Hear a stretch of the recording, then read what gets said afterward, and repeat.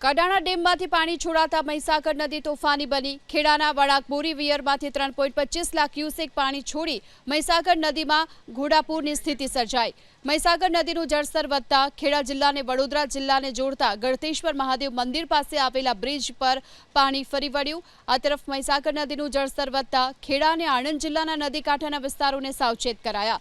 શહેરા તાલુકાના ગામોના ખેતરોમાં પાણી ફરી વળ્યા છે અને બલીથા, બોરડી, બાકરિયા, ખરોલી, સાદરા સહિતના મહીસાગર કાંઠાના ગામોને ખેતરો બેટમાં ફેરવાઈ ચૂક્યા છે।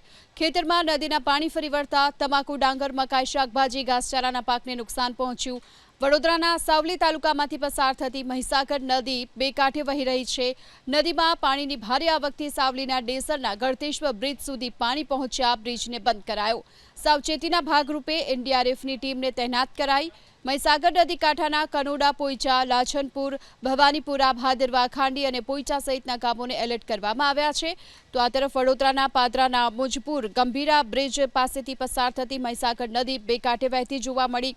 મહીસાગર નદીનું જળસ્તર વધતા પાદરા તાલુકાના 12 ગામોને સાવચેત કરાયા છે।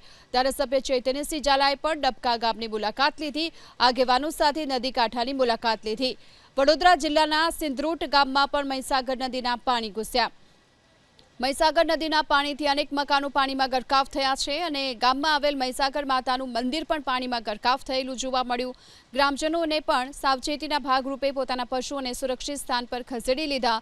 મુખ્ય રસ્તાઓ પર પણ પોલીસનો ચુસ્ત બંદોબસ્ત ગોઠવી દેવાયો। ઉપરવાસમાંથી પાણીની ભરપૂર આવકને પગલે આજવા સરોવરના 62 દરવાજા ખોલવામાં આવી અને વિશ્વામિત્રી નદીમાં પાણી છોડવામાં આવી રહ્યું છે। વિશ્વામિત્રી નદીનું જળસ્તર 16 ફૂટથી વધે નહીં તેનું પણ પ્રશાસન તરફથી ધ્યાન રાખવામાં આવી રહ્યું છે।